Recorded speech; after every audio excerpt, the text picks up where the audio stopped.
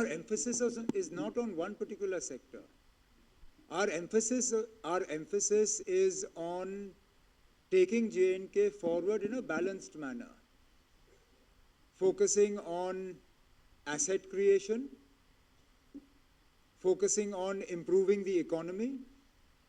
In improving the economy, we want to focus on all three sides: the primary sector of the economy, the secondary sector, and the tertiary sector.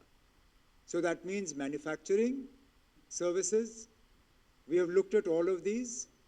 I talked about growing the industrial base of Jammu and Kashmir, starting and expanding our industrial manufacturing areas. I have talked about the startup policy and giving a boost to entrepreneurship. There's also a renewed focus on agriculture and horticulture. Tourism is a major sector of our economy. We are looking to grow tourism arrivals both in Kashmir as well as in Jammu. Horticulture, of course, is an important facet of our economy. So it would be wrong on anybody's part, including mine, to make the case that we are focused purely on one part of the economy. That is on the economic side. On the governance side, as I said, there are initiatives for improved governance, for asset creation, and for improving the social network, the social net that is available to our weakest sections of society. Question from there.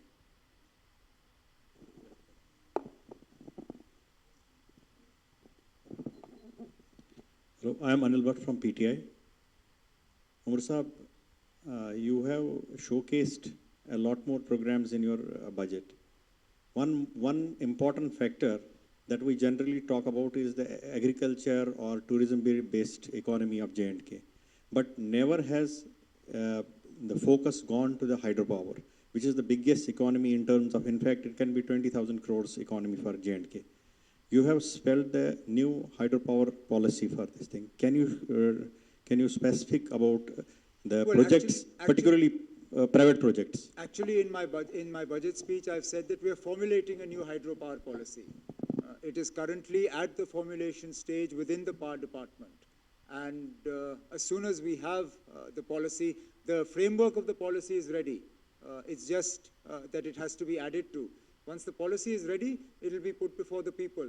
But the aim of that policy, again, is to focus on both the generation side, so that we have greater generation, and also on the distribution, transmission and distribution side as well, so that the losses that we have in our transmission and distribution system, those are also brought down. Next. Hello, Umar sahab Vinod बोल रहा हूँ मैं Gulistan news channel से। नमस्कार। मैं budget eight glance पढ़ रहा था, उसको देख करके मुझे लगा कि हमारा रेवेन्यू एक्सपेंडिचर बढ़ा है और कैपिटल एक्सपेंडिचर कम हुआ है। कैपिटल एक्सपेंडिचर 19% है और रेवेन्यू एक्सपेंडिचर आप अंदाज़ा लगा सकते हैं। उसकी वजह क्या है, फ्रीबी या फिर सोशल सिक्योरिटी? एक सवाल ये मेरा। दूसरा, आपका जो सैलरी कंपोनेंट है, वो इस साल कम रखा गया है और पेंशन कंपोनेंट भी कम है। जब सैलरी कंपोनेंट आप कम रखते हैं, इसका मतलब है कि आप रोजगार, सरकारी नौकरी इस साल नहीं दे सकते हैं। ये बड़ा इंपॉर्टेंट इशू है। और उमर साहब, एक सवाल मैं लास्ट में आपसे करना चाहूँगा, लास्ट में एक मौका मुझे दे दीजिएगा। ये 2 सवाल मेरे। चलिए, अब पहले तो कैपिटल एक्सपेंडिचर कम नहीं हुआ है। कैपिटल एक्सपेंडिचर अगर आप देखें तो 24-25 जो हमारा RE है, वो 27,544 है। जो हमारा 25-26 का BE है, बजटेड, ये है 32,607। तो इसको बढ़ाने की बात है। रेवेन्यू एक्सपेंडिचर में कमी हुई है, जिसके लिए फाइनेंस सेक्रेटरी साहब ने आपको पहले ही समझाया है। वो इसलिए है कि हमारी पुलिस की बजट और पुलिस पेंशन जो है, वो जम्मू कश्मीर की बजट से हटा के मरकजी होम मिनिस्ट्री की बजट पे डाला गया है, इसलिए इसमें कमी आई है इस बार। इस बार जो सैलरी कंपोनेंट है वो कम हो गया है। मैंने कहा ना, सैलरी कंपोनेंट कम हो गया है। हाँ, आप कह रहे हैं पिछले साल था 27,000 930 करोड़, अभी आपने जो प्रपोज किया है 23,896 करोड़ है। इट मीन्स कि आप रोजगार नहीं देने वाले हैं या असामियां जो खाली है लेकिन वो अब नहीं भरने वाले। अब आप मेरी बात समझने की कोशिश करिए ना। पिछले साल की सैलरी में जो हमारी पुलिस है उनकी सैलरी बिल इसमें शामिल थी। इस साल वो सैलरी पुलिस कंपोनेंट जो है वो हमारे बजट से हटा के मरकजी बजट में डाला गया है, इसलिए वो निकाल के ये नंबर कम हुआ है। एम्प्लॉयज की तादाद कम नहीं हुई है, एम्प्लॉयज की तादाद बढ़ेगी, घटेगी नहीं, लेकिन सैलरी कंपोनेंट कम हुआ है क्योंकि वो हिस्सा जो हम पुलिस को तनख्वाह के तौर पे देते थे वो अब हमारे बजट से हटा के मरकज की बजट में आ गया है। Next question, please. Good evening sir, Rohit Sharma take one channel से।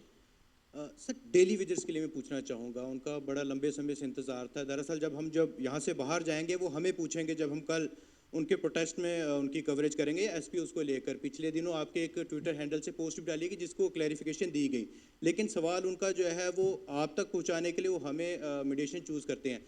क्या कुछ उनके लिए निकल कर आ रहा है? सर एडिशन करूंगा ए वाइज के लिए जो आपने बजट लाया है, नो डाउट बहुत ज़्यादा बेनिफिट उनको मिलेगा, but don't you think sir कि बीपीएल्स का जो पैरामीटर सेट किया गया है उनको एक बार फिर से सर्वे करने की ज़रूरत है, ताकि जो एपीएल्स में आज की डेट में फॉल कर रहे हैं वो इसका बेनिफिट नहीं ले पाएंगे sir.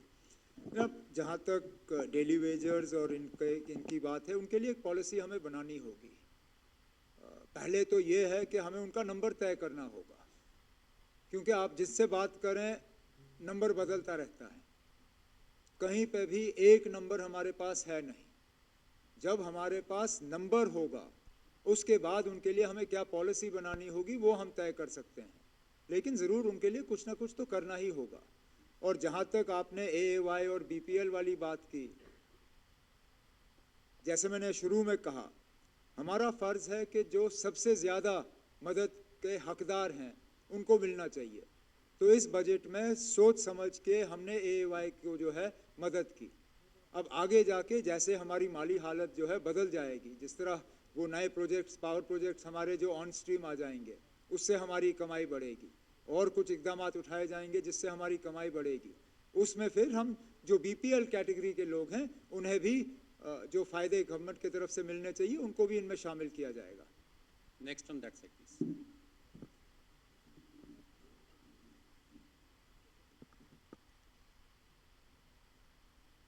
You can have from this side.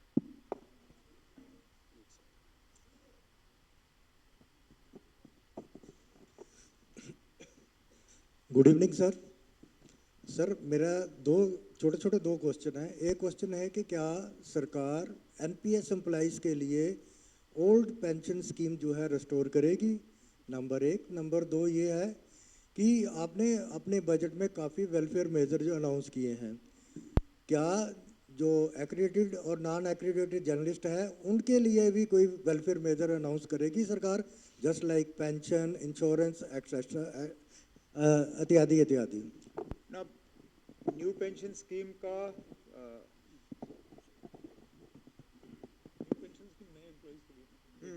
जो पुराने वाले हैं वो तो ओल्ड पेंशन स्कीम पे हैं, उसमें तो कोई बदलाव नहीं है। ओल्ड पेंशन स्कीम के मुलाजिम जो हैं वो ओल्ड पे रहेंगे, जो नए मुलाजिम लगे हैं वो न्यू पेंशन स्कीम पे होंगे, और इसमें कोई बदलाव लाने की बात नहीं है। जहाँ तक जर्नलिस्ट के पेंशन्स वगैरह की बात है, मैं ईमानदारी से कहूँ हमने इसके बारे में सोचा नहीं है, लेकिन अगर आपके पास कोई ऐसे मतलब आइडियाज़ हैं जो आप शेयर कर सकते हो, उसमें फिर आप देख लीजिए ना कितना बर्डन आप उठाने के लिए तैयार हो और कितना आप हमारे ऊपर डालने के लिए कितना चाहते हो। वहाँ से एक क्वेश्चन ले लेते हैं। फिलहाल प्रेस क्लब की मैंने बात की, क्योंकि हम चाहते हैं कि एक वाइब्रेंट प्रेस जो है वो कायम हो। जम्मू का प्रेस क्लब चल रहा है शायद, लेकिन श्रीनगर में चल नहीं रहा है। श्रीनगर का प्रेस क्लब दोबारा चले उसके लिए इकदाम उठाए जाएंगे।